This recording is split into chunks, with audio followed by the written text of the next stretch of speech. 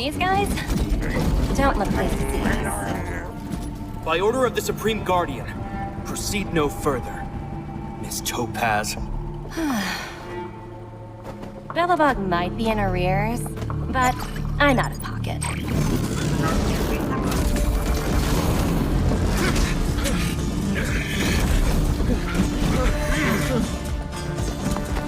See you later, Captain.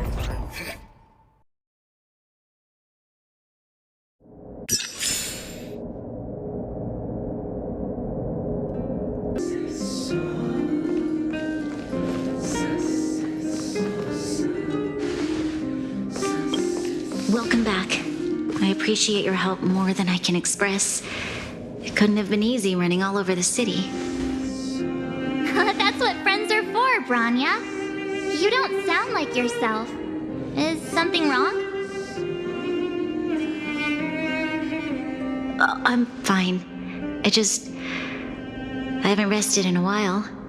There's just too much happening all at once.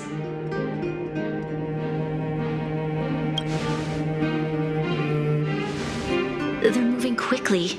Bellabog is crawling with their agents. All they talk about is asset evaluation. Silver lining is that apart from the mine incident you mentioned, there haven't been any major conflicts in other areas. I suppose Topaz must have issued an order against harassing the citizenry. Still, that hasn't stopped panic from building. People are confused. They don't know where these strangers in black came from, nor what their intentions are.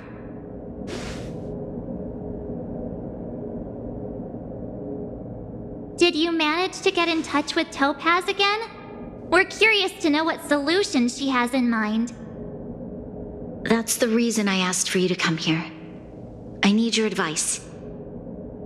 Look.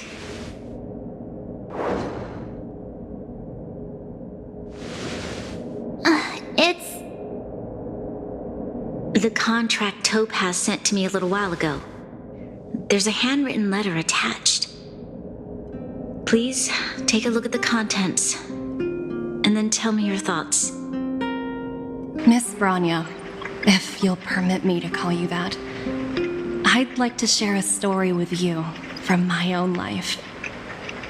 In your eyes, the IPC may seem heartless or cruel, but in reality, we all have a story to tell.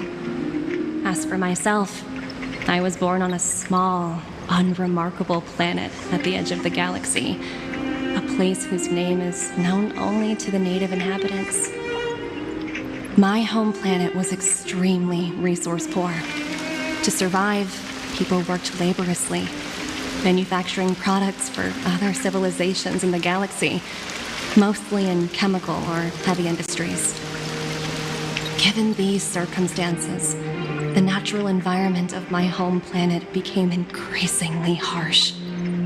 I don't recall the exact moment when it happened, but people started wearing respirators just to walk down the street. All you could hear were the wheezing coughs of the people, day and night. My home was facing its demise. The relatively wealthy chose interstellar migration and started anew. The majority who stayed could only struggle on amidst sewage, acid rain, and dust, waiting for the end. Finally, one fateful day, the IPC arrived on my home planet. They had the technology to repair our planet's damaged environment. In return for their help, they asked for just one thing: that all inhabitants sign a contract which would make them employees of the IPC. 2 years after signing the contract, the dark clouds and haze disappeared, and people began to take off their masks. After 3 years, vegetation and trees began to grow and thrive again. After 5 years, many animals, previously on the brink of extinction, reappeared.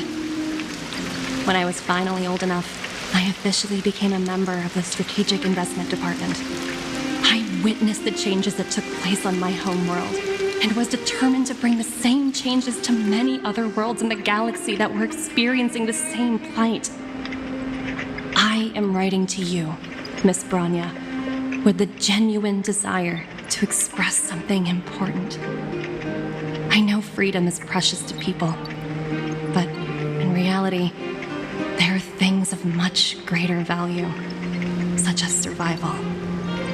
How many generations of Belabogians will it take to embrace the stars again without assistance?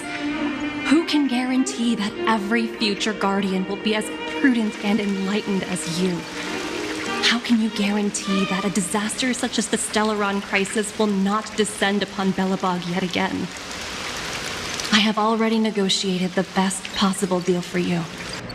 Once you sign this contract, all of Belobog's debts will be forgiven. In addition, the IPC will set up a special team to support the reconstruction of Eurillo 6.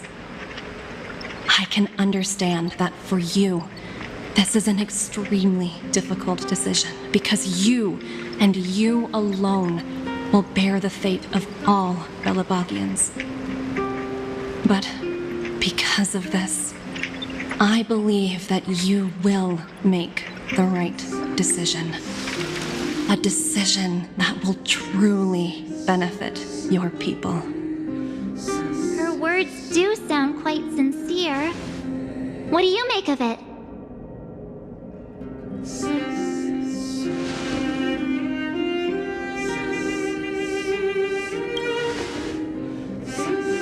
Yes, she is a high-ranking member of the IPC, after all.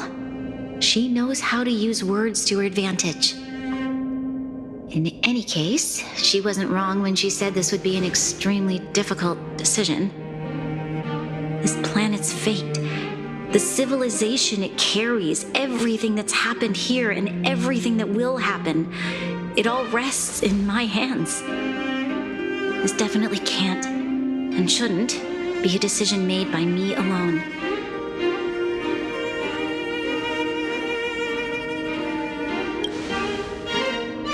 I trust her judgment too, but what if this decision is too much for one person? The impact of this choice could haunt Branya for the rest of her life. Topaz hasn't given me much time to consider. She wants me to decide as soon as possible. I wanted to put it to a vote and let all the citizens of both the overworld and the underworld have their say. But with such little time, I'm afraid that's a lost cause. I'll convene the Klapoth Fort architects immediately to discuss the contract. As for the locals, I'd like you to gauge their stance on the matter. The people of Belobog hold both of you in high regard. They'll most certainly be willing to tell you their thoughts.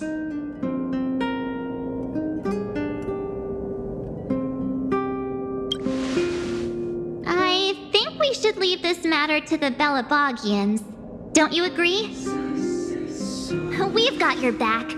We failed to convince Topaz, but this should be a piece of cake. Thank you, March. I'll assemble the ministers. Let's meet up here again later. All right. If we want to make an informed decision, we need to hear from both the overworld and the underworld, right? Let's start with the overworld.